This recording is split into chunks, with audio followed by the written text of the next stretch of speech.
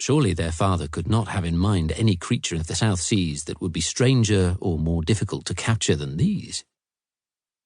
John Hunt looked at his sons proudly. Roger was still too young and too full of mischief to make a first-rate animal man, but Hal was a steady fellow. He was larger and stronger than his father. Leaving him in charge of an expedition in the Amazon wilds had been a risky experiment, but it had paid off. He could be trusted now with a bigger job. "You know, I promised you a trip to the South Seas if you made a success of the Amazon project.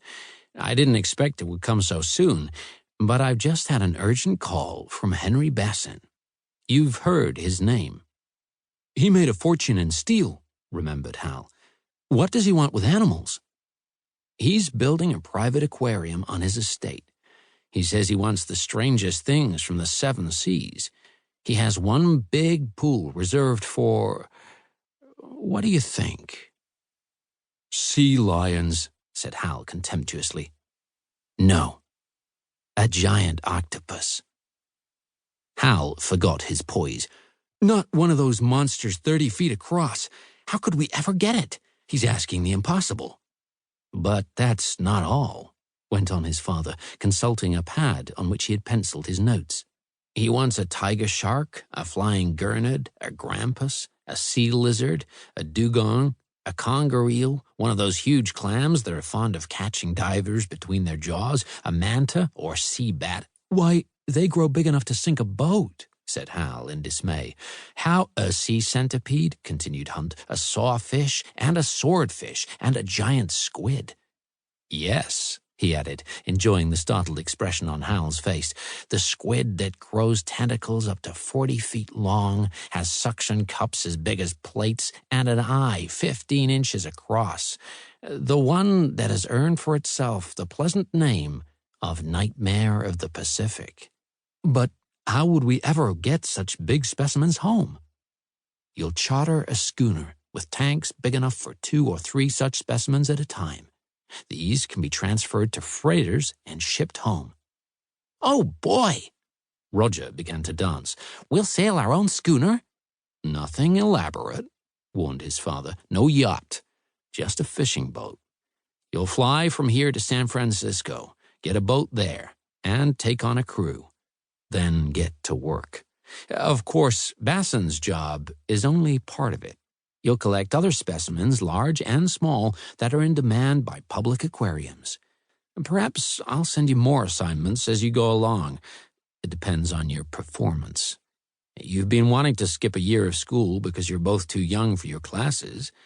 That may be a good idea. I'll try to give you more education in a year than you could get in a classroom.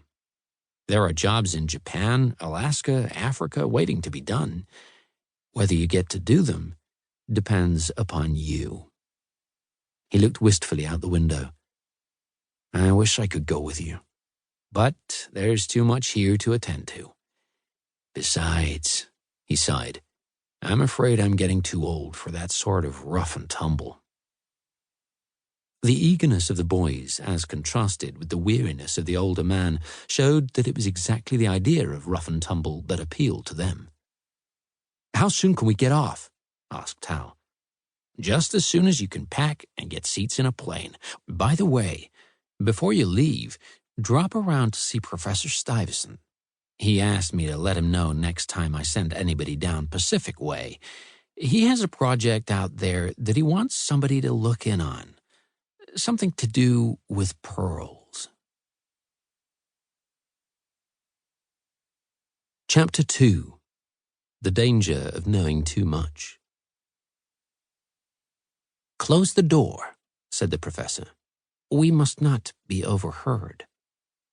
Hal closed the door and resumed his seat beside Roger at the scientist's desk. Professor Stuyvesant glanced about the room as if he feared that even the walls might have ears. They had, but all the ears were deaf. The famous zoologist was surrounded by friends he could trust not to listen and not to talk. Some were stuffed and some were pickled, but they were all alike in one way. They were all thoroughly dead. Auks, penguins, terns, moonfish, peacockfish, sea bass, tuna,